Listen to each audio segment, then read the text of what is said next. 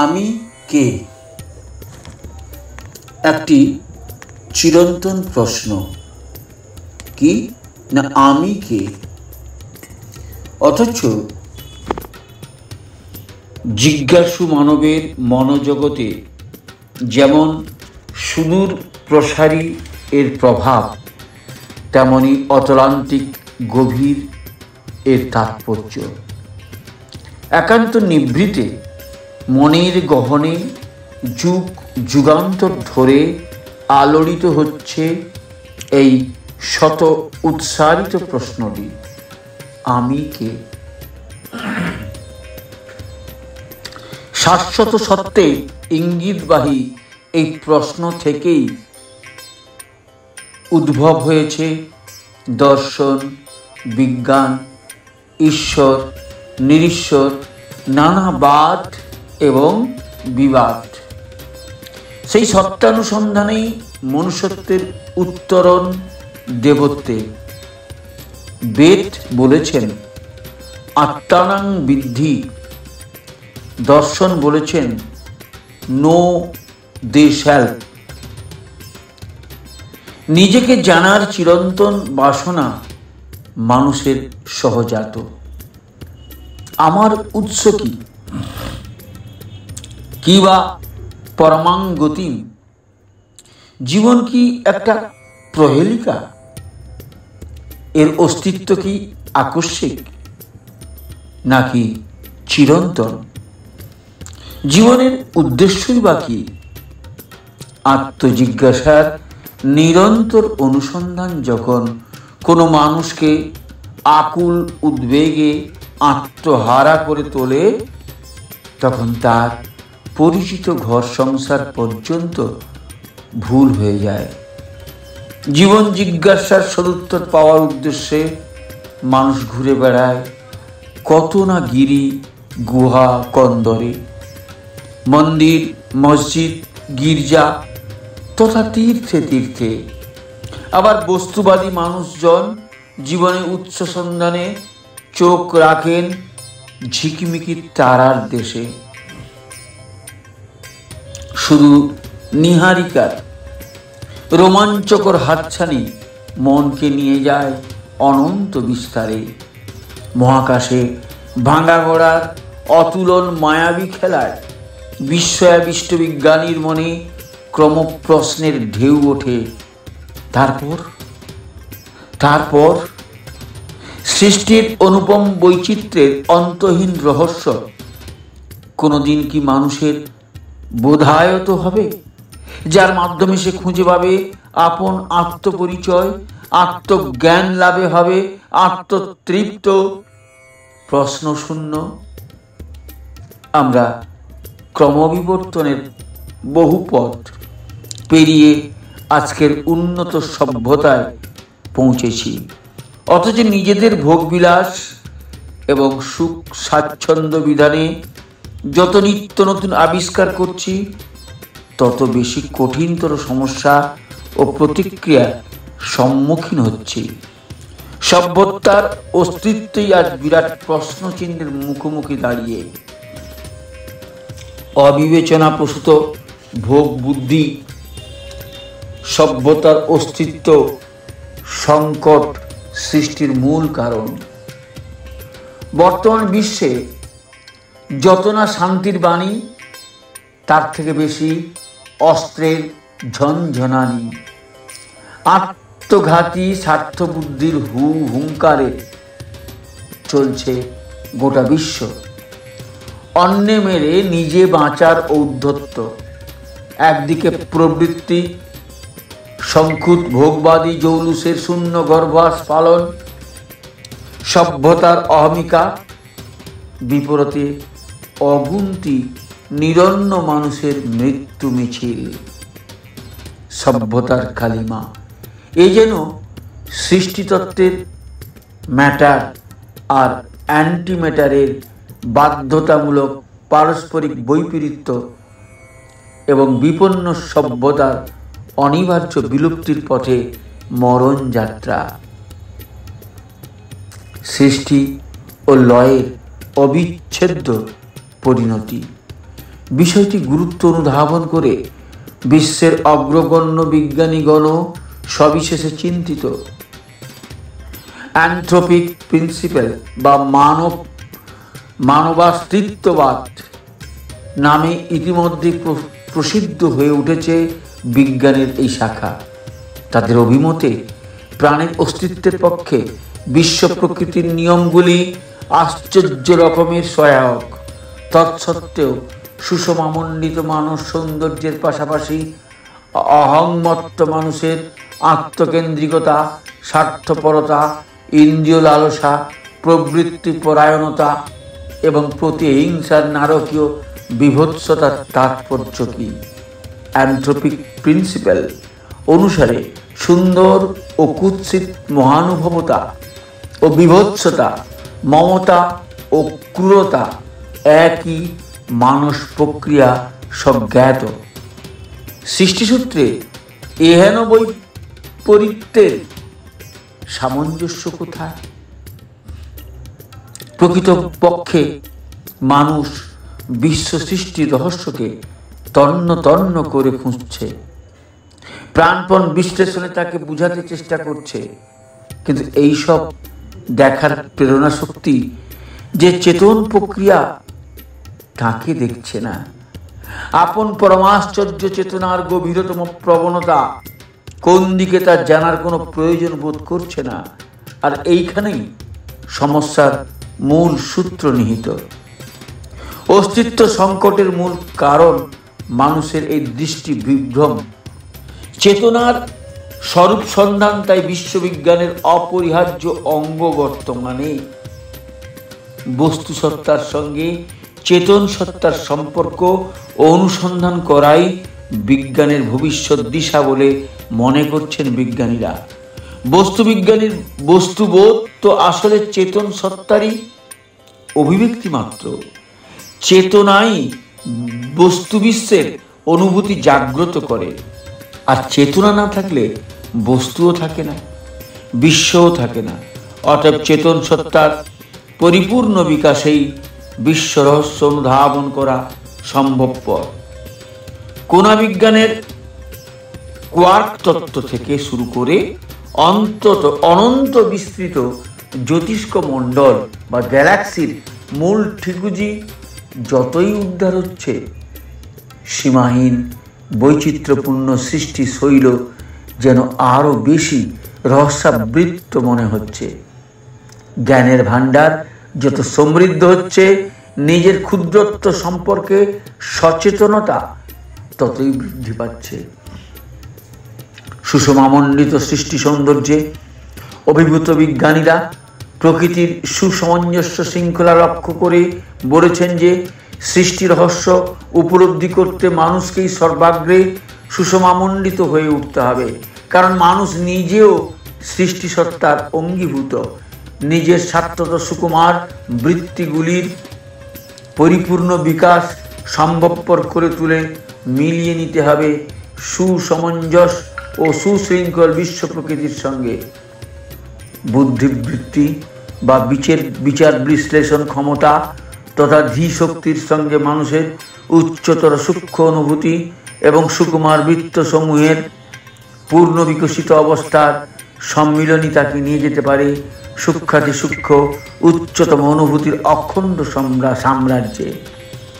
আপন সত্তার পরিপূর্ণ নিয়োগ হলেই অখণ্ড বিশ্বসত্তার হৃদস্পন্দন বোধগম্য হয়ে উঠতে পারে পূর্ণ বিকশিত মানুষটির কাছে। প্রখ্যাত বিজ্ঞানীদের কথায় মানুষের সুকুমার বৃত্তির সঙ্গে নিজেরই প্রবৃত্তি অভিভূতি অর্থাৎ সদ্বুদ্ধির সঙ্গে অসৎ বুদ্ধির যে দ্বন্দ্ব বা বিচ্ছেদ, তাই মানুষের পূর্ণ বিকাশের পথে অন্তরায়। এই দ্বন্দ্বই সত্তার পরিপূর্ণ বিকাশকে খর্ব বা খণ্ডিত করে রাখে। এমন খণ্ডিত মনের মানুষ কোনোভাবেই অখণ্ড বিশ্বসত্তাকে মানুষ যতই মেধাবী হোক না কেন তা অনুভব করতে সক্ষম হবে না। আসলে অন্ধ অহং সর্বস্ব আত্মকেন্দ্রিক, স্বার্থান্বেষী মানুষ সে যতই মেধাবী হোক না কেন, সংকীর্ণ মানসিকতার কারণে বিশ্ব রহস্য উপলব্ধি তার কাছে সুদূর পরাহত। বিজ্ঞানীরা মনে করেন যুগ যুগান্তরের সাধনায় মানুষ বিশ্ব প্রকৃতির যে নিয়মাবলী বা সূত্রসমূহ উদ্ভাবন ও আবিষ্কার করতে সক্ষম হয়েছে তা কেবলমাত্র মানব মস্তিষ্ক এবং সৃষ্টিসূত্র একই তন্ত্রীতে বাঁধা বলেই সম্ভবপর হচ্ছে। উভয়ের সামঞ্জস্য এতটাই যে মানুষকে মনে হয় বিশ্বরূপেরই অনুরূপ। তাই সৃষ্টিবিজ্ঞানের সঙ্গে সঙ্গতিপূর্ণ জীবন চলনাই আদর্শ জীবনবাদ। সৃষ্টিতত্ত্ব অবগত হওয়ার অপরিসীম গুরুত্ব এখানেই। অতএব মানুষের নিয়ন্ত্রণী শক্তি চেতনার অনুরূপ কোনো অখণ্ড চেতনা বিশ্ব প্রকৃতি নিয়ন্ত্রকের ভূমিকায় থাকাটা স্বতঃসিদ্ধ। সেই মহাচেতন প্রজ্ঞা মনুষ্য চেতনার তুলনায় অনন্ত বা অসীম। মানুষের ধারণাও সেখানে পৌঁছাতে অসমর্থ। অর্থাৎ সেই মহাচেতন সত্তা ধারণাতীত। বিজ্ঞানী হলডেনের কথায় বিশ্ব এতটাই রহস্যাবৃত যে আমাদের কল্পনা শক্তিও সেখানে পৌঁছাতে পারে না। প্রকৃতির সুষম এবং সুবিন্যস্ত সৃষ্টি সৌন্দর্য একটু অনুধ্যায়িনী দৃষ্টি নিয়ে পর্যবেক্ষণ করলে কোনো মননশীল চৈতন্য বা মনচেতনার সুস্পষ্ট প্রভাব পরিলক্ষিত হয়। প্রতীয়মান হয় যেন এক অদ্বিতীয় কোনো মানস প্রক্রিয়া সঞ্জাত সৃষ্টিশৈল, একটা অখণ্ড প্রক্রিয়া যার কোনো ঘটনাই বিচ্ছিন্ন বা উদ্দেশ্যহীন নয়। বর্ণান্ধ মানুষ যেমন বর্ণের সঠিক নিরীক্ষণে অসমর্থ থাকেন, তেমনি প্রবৃত্তি পরামৃষ্ট মানবগণ বা মানব মন অখণ্ড চেতন সত্তার অনুধাবনে অপারক। যিনি যত বেশি ভাব নিরপেক্ষ প্যাসিভ, তার কাছে বিশ্ব রহস্য তত পরিস্ফুট। যিনি সাবলীল ছন্দে জগতের যা কিছু সমস্যা, সব প্রশ্নের চরম সমাধান অবগত আছেন, তিনি সত্যদ্রষ্টা, মানুষের ভগবান। পূর্ণ ভারতভূমির অবিভক্ত বাংলায় পাবনা জেলার অন্তর্গত অখ্যাত পল্লী হিমায়তপুরে আবির্ভূত হয়েছিল এমনই এক বিরলতম ব্যক্তিত্বের।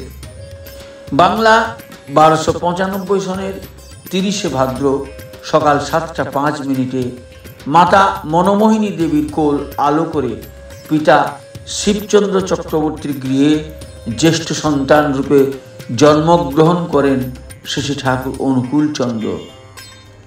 মানুষ তাকে ঠাকুর বলে সম্বোধন করলেও তিনি কিন্তু ছিলেন অতি সাধারণ জীবনযাপনে অভ্যস্ত, সকলের আপনার জন, ভাই, বন্ধু ও সুহৃদ। শুধু মানুষ নয়, জীবজগৎ, গাছপালা সবার প্রতি ছিল তাঁর আপন সত্তাবোধে অকৃত্রিম ভালোবাসা, আকুল করা প্রেম। সমস্যাদীর্ণ জগতের বুকে তাঁর পূর্ণ আবির্ভাব এক নবীন দিশার সূচনা, আর্ত বিপন্ন মানুষের আশা ভরসাস্থল। সমস্ত জীবনভর প্রত্যক্ষ অনুভূতি সাপেক্ষ বহু সহস্রবাণী ও কথোপকথন সমূহ তার অনন্ত অসীম প্রজ্ঞার নিদর্শন রূপে প্রতিভাত। তন্মধ্যে বিজ্ঞান এবং তার ধর্মদ প্রয়োগ শ্রী ঠাকুরের দিব্য জীবন ও বাণী কথনে এক অনন্য স্থান অধিকার করে আছে। ধর্ম আর বিজ্ঞানের সার্থক সমন্বয়ে তার জীবন দর্শনে এক অনন্য নজির। তার বাণী আর কর্মের অভিন্নতার ভিত্তিতে প্রতিষ্ঠিত জীবনবাদ ফলিত বিজ্ঞান স্বরূপ। আধ্যাত্মিক সাফল্য যে বিজ্ঞানেরই চরম উৎকর্ষ, তা শ্রী ঠাকুরের দর্শনে প্রতিফলিত। বৈজ্ঞানিকই এই যুগের সত্যদ্রষ্টা ঋষি বলে অভিমত পোষণ করেছেন শ্রী শ্রী ঠাকুর। ভাবাবস্থায় একদিন বলেছিলেন, বিজ্ঞান নিজেই ভগবান। অভূতপূর্ব বৈজ্ঞানিক চিন্তা ভাবনাগুলির বাস্তব রূপায়ণ এবং গবেষণার উদ্দেশ্যে শ্রী শ্রী ঠাকুর ব্যক্তিগত উদ্যম ও প্রয়াসে পাবনা আশ্রমে গড়ে তুলেছিলেন বিশ্ববিজ্ঞান কেন্দ্র। তিনি বলতেন, বিশ্ববিজ্ঞানটি আমার সর্বাপেক্ষা প্রাণপ্রিয় জিনিস। এছাড়াও প্রতিষ্ঠিত হয়েছিল Monomohini college of science and technology, Satsang chemical works প্রভৃতি। তার ব্যক্তিগত নিরলস প্রচেষ্টায় সেখানে সংগৃহীত হয়েছিল বিজ্ঞানের বহুমূল্যবান আধুনিক যন্ত্রপাতি সমূহ। গবেষণার কাজ চলত তার প্রত্যক্ষ পর্যবেক্ষণ এবং নির্দেশ অনুসারে। সেখানকার কাজকর্ম কলিকাতা বিশ্ববিদ্যালয়ের প্রতিনিধি হিসেবে আগত অধ্যাপক সত্যেন্দ্রনাথ বসু এবং ডক্টর প্রশান্ত চন্দ্র মহলানবিশের মতো স্বনামধন্য ব্যক্তিত্বরাও বিস্ময়ে অভিভূত হয়েছিলেন।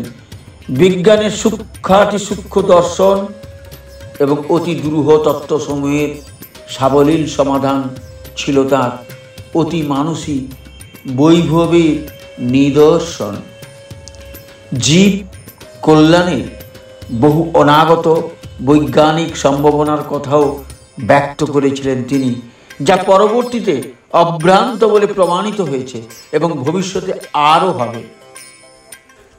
শ্রদ্ধেয় সুশীল চন্দ্র বসু মহোদয়ের বয়ানে তখন শ্রী শ্রী ঠাকুরের গভীর ধ্যানপূত দৃষ্টিতে যা ধরা দিয়েছিল, পরবর্তী বিজ্ঞানের প্রগতি তার অনুবর্তন মাত্র। যদিও সেসব অমূল্য কথোপকথন ধারাবাহিকভাবে লিপিবদ্ধ না থাকায় কম বেশি লুপ্ত, তথাপি আধুনিক বিজ্ঞানের বিভিন্ন তত্ত্ব এবং তত্ত্বসমূহের অনুধ্যায়িনী দৃষ্টি নিয়ে বিশ্লেষণ করলেই এই কথার যথার্থ প্রমাণিত হবে। বস্তুত জগতের কোনো প্রশ্নই তার কাছে অমীমাংসিত থাকেনি। অসংখ্য মানুষ বহু বিচিত্র সমস্যা নিয়ে তার শরণাপন্ন হয়েছিলেন। সেই সংঘাত ইম্পালস তার চরম নিরপেক্ষ প্রেমসত্তায় ঝঙ্কৃত হয়ে উঠলেই তদানুপাতিক সমাধান সূত্র বেরিয়ে আসত স্বতঃস্ফূর্তভাবে। যিনি অবলীলায় বিশ্বরহস্য ব্যাখ্যা করতে সক্ষম, তিনি বিশ্বধার। আদ্যন্ত সৃষ্টি যার প্রত্যক্ষীভূত, তিনি বিশ্বাত্মা সর্বকারণ কারণম। বিশ্বরূপী গুরুরূপী সেই অনাদি পুরুষে নিবেদন করি শতকোটি প্রণিপাত, শতকোটি প্রণিপাত, বারবার বারংবার। জয়গুরু রিটাইনি ইউটিউব চ্যানেল আপনাকে স্বাগত, অভিনন্দন, শ্রদ্ধা, প্রণাম ও পবিত্র আনন্দিত জয়গুরু জানাই। আজকের নিবেদন পঞ্চনীতি পরম প্রেমময় শ্রী শ্রী ঠাকুর অনুকূল চন্দ্রের পঞ্চনীতি। আমাদের বাঁচা বাড়ার জন্য তিনি যা বলে গেছিলেন, আমাদের ভালো থাকার জন্য তিনি যা বলে গেছিলেন, তার মধ্যে পঞ্চনীতিটা খুবই মূল্যবান। তাই আপনারা সবাই মন দিয়ে শুনবেন, সবাইকে শোনানোর জন্য শেয়ার করবেন। আজকের আলোচনা মূল বিষয় শ্রী শ্রী ঠাকুরের পঞ্চনীতি। শ্রীমদ্ভাগবত গীতায় পুরুষোত্তম শ্রীকৃষ্ণ বলেছেন, ময়ি সর্বভূতানি যন্ত্ররূঢ়ানি মায়ায়া। সর্বভূতে তিনি মায়ার দ্বারা প্রত্যেকের মতো করে পরিমাপিত হয়ে থাকেন। সকলের অন্তরাত্মায় তিনি নিত্য সাক্ষী স্বরূপ বিদ্যমান। জল যেমন বিভিন্ন ধারক পাত্রের আকার ধারণ করেও মূলত জলই থাকে। ব্রহ্ম বহুরূপে বিকশিত হয়েই ব্রহ্মই থাকেন। আমরা ব্রহ্মকেই নিত্য প্রত্যক্ষ করছি নানাভাবে, নানা রূপে। ব্রহ্ম বহির্ভূত কোনো কিছুর অস্তিত্ব সম্ভব নয়। জগৎগুরু শঙ্করাচার্য ব্রহ্ম এসো না, তাই আত্মার স্বভাব, কারণ জীবাত্মা স্বরূপত ব্রহ্ম। শ্রী ঠাকুর বিষয়টি স্পষ্ট করে দিয়ে বলেছেন, সান রেজ স্বরূপত সান বটে, অর্থাৎ সূর্যরশ্মি স্বরূপত সূর্যই বটে। Still is not the sun itself. মায়াযুক্ত আমি ব্রহ্ম নয়, মায়ান্ধ জীবাত্মা পরমাত্মার ছায়া স্বরূপ। সমুদ্রে উত্থিত ঢেউ যেমন যুগপৎ ঢেউ এবং সমুদ্র স্বরূপ, ঢেউ বোধে জীবাত্মার ক্ষুদ্র আমিরূপ পৃথকত্ব বোধই মায়া। The difference between each other is maya. কোথায় বলেছিলেন শ্রী ঠাকুর? পুণ্যপুঁথিতে। জীবাত্মা পরমাত্মায় লয়ে পূর্ণত্বের আনন্দ। আ যুক্ত নন্দ সমান আনন্দ। নন্দ কথার মানে বৃদ্ধি, আনন্দ মানে সমস্ত দিক দিয়ে সব রকমে বেড়ে ওঠা। তাই আনন্দই অমৃত। যার বৃদ্ধি নাই সে স্থবির, অচেতন বা মৃত। তার আনন্দ নাই। ভোগবুদ্ধিবশত আত্মকেন্দ্রিক স্বার্থপরতা নিজেকে অন্যের জগতে প্রসারিত করতে পারে না, ফলে তার বৃদ্ধি হয় না। আবার বাহ্যিক বৃদ্ধির অনিত্যতা অন্তঃসত্ত্বাকে স্পর্শ করতে পারে না। জাগতিক বৃদ্ধির শত জৌলুস সত্ত্বেও অন্তরাত্মা শূন্যতায় খাঁ খাঁ করে, কারণ আত্মিক বিস্তারই প্রকৃত আনন্দ। আত্মিক পূর্ণতা লাভই অমৃতত্ব। শ্রী ঠাকুরের কথা অনুসারে ভোগ চাইলেই ভোগ পাওয়া যায় না। ভোগ পাওয়া যায় ফল আকাঙ্ক্ষা রহিত হয়ে কাজ করে গেলে। জলের মধ্যে ডুবে থেকে যেমন পিপাসার নিবৃত্তি হয় না, ভোগ অন্ধতায় নিকট নিবন্ধন হেতু ভোগ বাঞ্ছার পরিতৃপ্তি সম্ভব হয় না। প্রবৃত্তির মুঠো হাত উপরে উঠলেই প্রকৃত ভোগ সম্ভবপর হয়, কারণ প্রবৃত্তি পরামৃষ্ট ব্যক্তি প্রবৃত্তির নিয়ন্ত্রিত ব্যবহারে অসমর্থ থাকেন, ফলে প্রবৃত্তির হাতে নিজেই বেহাত হন। তাঁর কথা অনুসারে কেউ যখন নিজের জগৎখানা বা ইউনিভার্স নিয়ে তার প্রিয় পরমের জগতে নিমজ্জিত হয়, তখনই সে নিজেকে ঠিক পায়। সাধ্বী স্ত্রী যেমন তার সবটুকু নিয়ে স্বামীগত হলেই স্ত্রীত্ব অনুভূতির জাগরণ ঘটে।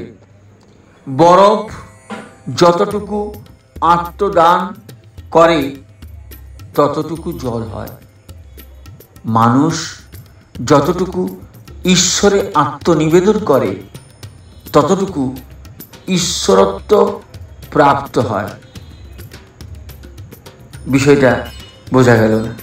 আবার বলছি, বরফ যতটুকু আত্মদান করে ততটুকু জল হয়, আর মানুষ যতটুকু ঈশ্বরে আত্মনিবেদন করে ততটুকু ঈশ্বরত্ব প্রাপ্ত হয়। অতএব ভোগ চাইলেই ত্যাগ, ত্যাগেই ভোগ মেলে। 16 আনায় 18 আনা মেলে। ত্যাগ করতে হয়, তাহলেই ভোগ পাওয়া যায়। কারণ ত্যাগ না হলে প্রেম আসে না, আর প্রেমে থাকে আত্মনিবেদন, অর্থাৎ ইষ্টের দুনিয়ায় নিজেকে উজাড় করে দেওয়া, ইষ্ট স্বার্থই আত্মস্বার্থ বোধ করা এবং তদনুপ ইষ্ট সেবায় নিরত হওয়া। তখনই আত্মোপলব্ধির সিংহদুয়ার উন্মুক্ত হয়ে যায়, আত্মিক পূর্ণতা লাভে আনন্দ স্বরূপ হয়, অযাচিত ভোগ সুখ ঠেসে ধরে। তাই আত্মিক পূর্ণত্বের একমাত্র পন্থাই বৃত্তাধীশ পুরুষে অচ্যুত নিষ্ঠাভক্তি। এরূপে আত্মধর্ম প্রতিষ্ঠিত হলেই মনের স্থিরতা সাধন সম্ভব হয়, আর মনের স্থিরতায় চিত্তবৃত্তি নিরোধ হলেই দুরন্ত ইন্দ্রিয় বাসনা কাবেজে আসে। ক্রমে তেমন মানুষ বৃত্তির অধিপতি হয়ে নিবৃত্তির পথে অগ্রসর হন।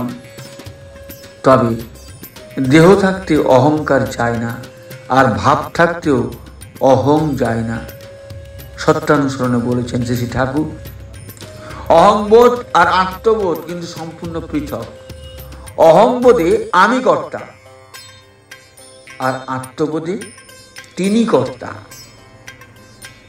তাই নিজের অহং আদর্শের উপর দিয়ে প্যাসিভ হয়ে যে যত থাকতে পারে সেটা তো নিরহংকার, সেটা তো উদার। তখন আমি নিমিত্ত মাত্র, আমি তার ইচ্ছার দাস। এই ভাবের অনুসরণে অহংবোধ পর্যুদস্ত হয়ে আত্মবোধের স্ফুরণ হয়, ইষ্ট স্বার্থই আত্মস্বার্থ হয়ে ওঠে। এই ইষ্টের জগতে নিমজ্জিত হয়ে বিগত প্রাণ হই। তখনই জাগতিক আকাঙ্ক্ষা থেকে নিবৃত্তি লাভ। শ্রী ঠাকুর প্রবর্তিত যজন যাজন ইষ্টভৃতি, সস্তয়নী সদাচার তথা পঞ্চনীতির নিত্য অভ্যাসযোগ সংসার আসক্তি থেকে মানুষের ইষ্টে অনুরুক্ত হয়ে ওঠার যুগবিধান। নিবৃত্তির ভাগবত পন্থা। শ্রীমদ্ ভাগবত গীতা অনিবেদিত দ্রব্য গ্রহণকে পাপ ভক্ষণ বলে অভিহিত করে বলেছেন, যজ্ঞ শিষ্টাসীনাং সন্তমুচ্চস্তে সর্বকিলবিষয়ী। ঈশ্বরার্থে কর্মই যজ্ঞ।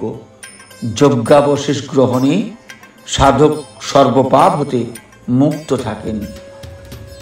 দিন গুজরানি আয় থেকে সর্বকর্মারম্ভে ইষ্টের ভরণ পোষণ নিমিত্ত অপ্রত্যাশী অর্ঘ্য নিবেদনের মাধ্যমে এই নিত্য পালনীয় ব্রতের নামই ইষ্টভৃতি যজ্ঞ। বোঝা গেল? দিন গুজরানি আয় থেকে সর্বকর্মারম্ভে ইষ্টের ভরণ পোষণ নিমিত্ত অপ্রত্যাশী অর্ঘ্য নিবেদনের মাধ্যমে এই নিত্য পালনীয় ব্রতের নাম ইষ্টভৃতি মহাযজ্ঞ। ভৃতি অর্থে ভরণ বা আধান, চার্জ। যে আমাকে ইষ্ট অর্থাৎ মঙ্গলের সাথে যোগযুক্ত রাখে, অমঙ্গল বিদূরিত হয়। আহার্য আর উপভোগের আহরণ হতে অগ্রভাগ তাকে নিবেদন করা এবং অবশিষ্টাংশ তার প্রসাদ স্বরূপ গ্রহণ করে ক্রমশ নিবৃত্তির পথে অগ্রসর হওয়ার ফলে বিষয় বিষ অমৃতে পর্যবসিত হয়ে প্যাসিভ ভাবের উন্মেষ ঘটে। আর এই প্যাসিভ ভাবের সমাপতনের হয় জাগতিক আকাঙ্ক্ষার নিবৃত্তি। নিবৃত্তির যথার্থ বৃত্তি নিবেদনে শ্রী ঠাকুর বলেছেন, বৃত্তি লালসার বশবর্তী হয়ে মানুষ মাকড়সার ন্যায় লালার দ্বারা নির্মিত জালের মতো কর্মজাল সৃষ্টি করে তাতেই আবদ্ধ হয়ে মারা পড়ে। সেই কর্মজাল কেটে বেরোবার অমোঘ পন্থাই হল ইষ্ট স্বার্থে কর্ম সম্পাদন। সব প্রবৃত্তি রত যাহার ইষ্ট কর্ম লয়ে, সেই তো যোগী, সেই তো ঋষি, কাল নত তাঁর ভয়ে। কর্মবন্ধন থেকে মুক্তি লাভ হয়ে নৈষ্কর্ম সাধন হয়, ক্রমে নিবৃত্তির পথে অগ্রসর হয়ে ব্রহ্মত্ব লাভ। কর্মবন্ধন থেকে মুক্তির যুগোপযোগী বিধান ষষ্ঠৈনী ব্রতের পালন। ষষ্ঠৈনী ব্রত পালনের মূল তাৎপর্যই বৃত্তি নিবেদন। বৃত্তি নিবেদনে হয় আত্মিক যোগ সাধন। কুরুক্ষেত্র যুদ্ধে যেমন অর্জুনের রথের লাগাম অর্পিত শ্রীকৃষ্ণের, জীবন যুদ্ধে তেমনি বৃত্তি ঘোড়ায় লাগাম অর্পণযোগ্য ইষ্টে। এইভাবে ষষ্ঠৈনী ব্রতের পরিপালনে সাধক আত্মনিবেদনের পরাকাষ্ঠায় স্মৃতিবাহী চেতনা লাভে অনন্ত জীবনের অধিকারী হয়ে ওঠেন। আর শ্রী ঠাকুর কি বললেন? আর অধিগম্য যদি কিছু থাকে তা হচ্ছে স্মৃতিবাহী চেতনা, যা জীবন ও মরণকে ভেদ করিয়া পরবর্তীতে পৌঁছায় দেয়। চলার সাথী গ্রন্থে বাণী সংখ্যা 225। তাই সংসারের প্রতিটি কর্মে দৃষ্টিটা যেন তাতে নিবদ্ধ থাকে, তাহলে তোমাদের সাময়িক আত্মবিস্মৃতি অচিরেই ঘুচে যাবে। শ্রীকৃষ্ণ অনুগত অর্জুনকে আত্মজিজ্ঞাসার যাবতীয় প্রশ্নের মীমাংসা প্রদান করেও পরিশেষে বললেন, মন্মনা ভব মদ্ভক্ত মজ্জাজি মাং নমস্কুরু মামৈ বৈশ্যসি যুক্তৈবমাত্মানাং মৎপরায়ণ। অর্থাৎ পঞ্চনীতির অভ্যেস যোগ। এই গীতাসার বাক্যটি বাস্তবানুক প্রয়োগ বিধি। সংসারী সন্ন্যাসীর যুগোপযোগী জীবন নীতি। মানুষের অস্তিত্ব বা অবস্থার চেতনা তার পারিপার্শ্বিকের সংঘাতেই ঘটিয়া থাকে। কাজেই পরিবেশের ভালো থাকাই আমার ভালো থাকার তুক। এই বাস্তব দর্শনের ভিত্তিতে যজন, ব্যক্তিগত সাধন ভোজনকে বলা হয় যজন। যাজন, পরিবেশকে মঙ্গল যজ্ঞে উদ্বুদ্ধ করাকে বলা হয় যাজন। আর ইষ্টভীতি, ষষ্ঠৈনী এবং সদাচার পালন প্রত্যেক মানুষের সপারিপার্শ্বিক বাঁচা বাড়ার ঋক মন্ত্র। সদাচারের শারীরিক, মানসিক এবং আত্মিক পরিশুদ্ধি ধর্মাচরণের মূল ভিত্তি। আর সদাচার পালনের প্রথম পদক্ষেপই হলো আহার শুদ্ধি। আহার আনুপাতিক শরীর বিধান এবং মনের ভাবানুকম্পিতা প্রভাবিত হয়। আহার শুদ্ধির অপরিসীম গুরুত্ব বিধায় শ্রী ঠাকুর বললেন, pure and proper diet is the basis of dharma. Shrimad Bhagavad Gita খাদ্যাখাদ্য বিষয়ে বাসি, পচা, উত্তেজক ভোজ্যদ্রব্য বর্জনীয় বলেছেন। সাত্ত্বিক এবং পরিমিত খাদ্যাভ্যাসী সাধন ভোজনের পক্ষে অনুকূল। তাছাড়া আহার বিহার, চলন বলন, চিন্তা কর্ম সবেতেই শুচিতা রক্ষা করাই সদাচার, ব্রহ্মচর্য। ঠিক যেমন আগাছাপূর্ণ চাষভূমি বহু যত্নে বীজ বপনের উপযোগী করে তোলা হয়। কারণ মনে রাখা দরকার যে একমাত্র ব্রাহ্মী তনুই শিব বিগ্রহের মন্দির। বীজ নামের মননে ব্রহ্ম উপলব্ধির আধার। সাত্ত্বিক আহার হিসাবে নিরামিষ খাদ্যই মানুষের আদর্শ আহার্য। তাই বললেন ঠাকুর, মাছ মাংস খাস নে আর, পেঁয়াজ রসুন মাদক ছাড়, আমিষে বিধান উত্তেজিত, অযথা হয় জর্জরিত। নিরামিষ খাদ্যের উপযোগিতা ও আমিষ খাদ্য পরিহারের যৌক্তিকতা সম্পর্কে কয়েকটি বিজ্ঞানসম্মত কারণ সবিশেষে আপনাদের কাছে তুলে ধরছি। 1. চুষে জল পান করার প্রণালী বা দাঁতের সুষম গঠন অনুযায়ী মানুষ নিরামিষভোজী শ্রেণীভুক্ত প্রাণী। খাদ্যাভ্যাসে এরা অহিংস প্রকৃতির। বিপরীতে জীব হত্যাকারী আমিষাশী প্রাণীরা স্বভাবত হিংস্র ও নিষ্ঠুর প্রকৃতি। এরা জীব দিয়ে চেটে জলপান করে এবং মাংস কর্তনের জন্য বড় গজাল দাঁত থাকে। 2. আমিষাশীর পক্ষে তৃণভোজন আর নিরামিষের পক্ষে মাংসাদি ভোজন অস্বাভাবিক এবং বৈধানিক বিপর্যয়ের কারণ।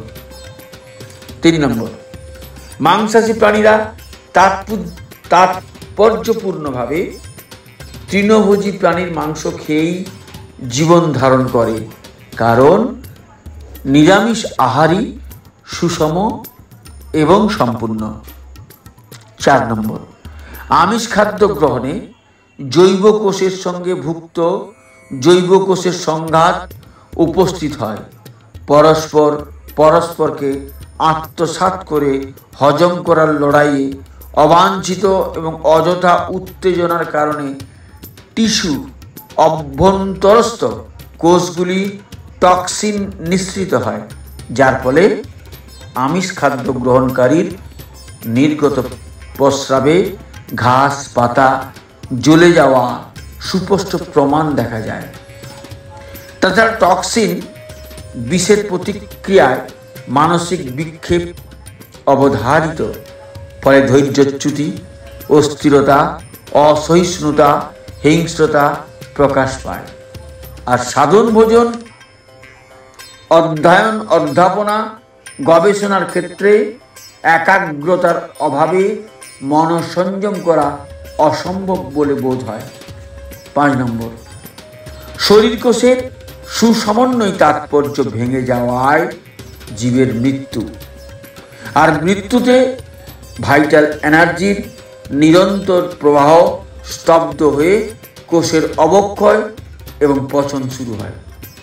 রোগ জীবাণুর যথেচ্ছ ছড়িয়ে পড়ার সম্ভাবনাকে প্রতিরোধ করতে মৃতদেহ ঘরের বাইরে রেখে চোখে কানে নাকে রোগ প্রতিষেধী তুলসী পাতা তুলো গুঁজে দেওয়া হয়। মৃত জীবজন্তুর এহেন পচনশীল শরীর ভক্ষণে মানুষের শরীরের বৈধানিক বিপর্যয় এবং মানসিক অবসাদ অনিবার্য। এমনকি কৌশিক অবক্ষয়ের ক্ষতিকর প্রভাব থেকে মুক্ত থাকতে শাকসবজি, ফলমূল, হনুমানের মতো গাছ থেকে পেড়ে সঙ্গে সঙ্গে ভক্ষণ করাই সর্বোত্তম বলেছেন শ্রী ঠাকুর। 6 নম্বর, প্রাণীর মৃত্যুকালীন মহাভয় এবং যন্ত্রণাজনিত কৌশিক প্রতিক্রিয়া অনেক উত্তাপেও নষ্ট হয় না, ফলে সুপক্ক আমিষ খাদ্য গ্রহণেও সৎসাহসের অভাব এবং শরীর মনের ষষ্ঠ ভাব বিপর্যস্ত হয়ে পড়ে। পরিপাকের পর ভুক্ত জৈব কোষ এক ধরনের বিষ ছেড়ে দেয়, যা শরীরের নিজস্ব কোষকে অযথা উত্তেজিত করে তোলে। 7 নম্বর, আমিষ অমধাতুগত অর্থাৎ রোগবাহী। আমিষ ভোজনে মৃত প্রাণীর রোগ ব্যাধি খুব সহজে এবং সরাসরি আমাদের শরীরে প্রবেশ করার সুযোগ পায়। তাছাড়া আমিষ ভোজির তুলনায় নিরামিষ ভোজীরা রোগ নিরাময় দ্রুত এবং সহজতর হয়। 8 নম্বর, নিরামিষভোজী প্রাণীর সহনশীলতা, স্থৈর্য, ধৈর্য, শারীরিক ও মানসিক পরিশ্রম করার ক্ষমতা অনেক বেশি। বাঘ মিনিট 8 লড়াই করে শান্ত হয়ে পড়ে, কিন্তু গরু ঘোড়া সারাদিন অক্লান্ত পরিশ্রম করতে অভ্যস্ত। 9, নিরামিষভোজী প্রাণী সমধিক বলশালী এবং অহিংস যেমন শিম্পাঞ্জি। 10. আমিষ গ্রহণের ক্রিয়ায় বৈধানিক বিড়ম্বনা সেক্স নার্ভকে দুর্বল করে, ফলে প্রজনন সক্ষমতা হ্রাস পায়। 11. ডিম হল ফাইনেস্ট ফর্ম, একটি সম্পূর্ণ জীবদেহ, তাই খাদ্য হিসাবে ক্ষতিকারক। 12. পেঁয়াজ রসুনের উগ্র প্রতিক্রিয়া কাম ক্রোধ বৃদ্ধি করে বলে পরিহার করা উচিত। পেঁয়াজ রসুনের নিয়মিত ভক্ষণকারী ঔষধি গুণ থেকে বঞ্চিত থাকেন। 13. মাদক দ্রব্যাদি এবং আমিষ খাদ্যের প্রভাবে কোষ বিভাজন প্রক্রিয়া দ্রুততর হওয়ার কারণে শরীরের বৃদ্ধি স্বাভাবিকের তুলনায় বেশি হয়, ফলে আয়ু হ্রাস হয়, আয়ু হ্রাস পায়। কিন্তু এর প্রভাব নিঃশেষ হতেই প্রাণান্তকর অবসাদ ঘিরে ধরে, ফলে বারবার ওই ধরনের খাদ্য গ্রহণে বাধ্য হয়ে সত্তার নিকেশ সাধিত হয়। 14. অতএব সত্তার বিনিময়ে রসনা তৃপ্তির অবৈজ্ঞানিক বাসনা থেকে নিবৃত্ত থাকাই সমীচীন। এমনকি যত্রতত্র ব্যক্তি নির্বিশেষের হাতে পান ও ভোজন উচ্ছিষ্ট গ্রহণ স্বাস্থ্যসম্মত নয়, তাই অবিধি। শ্রী ঠাকুর 2-1টি থানকুনি পাতা ডাঁটা সহ চিবিয়ে 1 গ্লাস জল সহ প্রতিদিন সকালে খাওয়ার আবশ্যিক নিদান দিয়েছেন। এটি ইষ্টবৃত্তির অঙ্গস্বরূপ।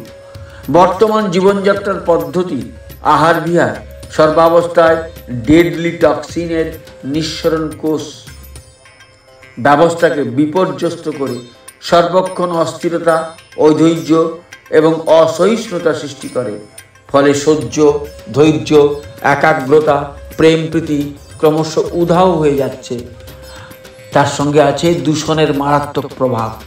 শ্রী ঠাকুরের বিধান অনুসরণে থানকুনি পাতা নিত্য সেবন এই সবকটি রোগের উপশম ও প্রতিষেধক ব্যবস্থা। আয়ুর্বেদে বিশ্বের প্রথম গুল্ম হিসাবে পরিচিত থানকুনি পাতা তেজ, আয়ু এবং বল বৃদ্ধিকারক।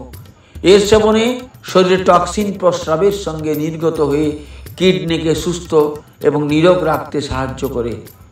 শ্রী ঠাকুর জীবন যুদ্ধে বিপর্যস্ত মানুষকে আশ্বস্ত করে এক অমৃত নিঃসন্দি বিধান দিলেন। নিয়মিত থানকুনি সেবন, নিরামিষ আহার এবং সব ধ্যান করলে স্ট্রোক আক্রান্ত হওয়ার ভয় থাকে না। বর্তমান জীবনযাত্রায় প্রত্যাশার অত্যধিক চাপে, উদ্বেগ আর উৎকণ্ঠায় মানুষ আকাচার স্ট্রোকে আক্রান্ত হচ্ছে। প্রাণ বাঁচাতেই প্রাণান্তকর অবস্থা। সব ধ্যানে চিৎশক্তি এবং জড়দেহের গ্রন্থিচ্ছেদন হয়। তন্ত্র মতেও শারীরিক সবে পরিণত করে যোগ সাধন করার বিধান আছে। এই পদ্ধতি বিধ্বস্ত শারীরিক মানসিক অবস্থা থেকে আত্মিক চেতনাকে বিচ্ছিন্ন করে নেওয়ার যৌগিক ক্রিয়া বিশেষ। সঙ্গে নিরামিষ এবং থানকুনি সেবনের অভ্যেস শরীর মনকে স্থিতিশীল রাখে।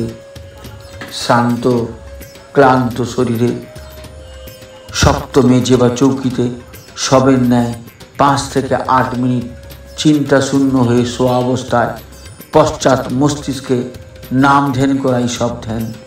খালি পেটে পশ্চাৎ মস্তিষ্কে অর্থাৎ গুরু মস্তিষ্ক অধিক সক্রিয় থাকায় আশু ফলপ্রদ হয়। শ্রী ঠাকুরের দর্শনে জীবনের নিরন্তর প্রবাহ তথা অস্থি বৃদ্ধির সম্পোষণাই ধর্ম। বাঁচা বাড়ার মর্ম যা, ঠিকই যেন ধর্মতা। ধর্মই শাশ্বত বিজ্ঞান। বিজ্ঞানসম্মত পঞ্চনীতির পরিপালনই যুগধর্ম অগ্রগতির মানদণ্ড। তাই বললেন শ্রী ঠাকুর, হোস না যোগী, হোস না জ্ঞানী, গোসাই গোবিন্দ যাই না হোস, যজন যাজন ইষ্টভৃতি না করলে তুই কিছুই নোস। পুনরায় বাণীটি পড়ে আজকের নিবেদন শেষ করব। পরমপিতার আতুল চরণে আপনাদের সবার সার্বিক মঙ্গল প্রার্থনা করি। একটু মন দিয়ে শুনবেন, উৎসাহ দানের জন্য সাবস্ক্রাইব এবং লাইক করবেন, কমেন্ট করবেন, কোথায় ভুল ত্রুটি হচ্ছে, কোথা থেকে আপনি দেখছেন বা কি জানতে চাইছেন বা কোনটা আলোচনা করলে আপনাদের ভালো হবে, জানা হবে, সেই পরামর্শটুকু আমাকে দেবেন। জয়গুরু। ঠাকুর কি বলছেন? হোস না যোগী, হোস না জ্ঞানী, গোসাই গোবিন্দ যাই না হোস, যজন যাজন ইষ্টভীতি, না করলে তুই কিছুই নোস।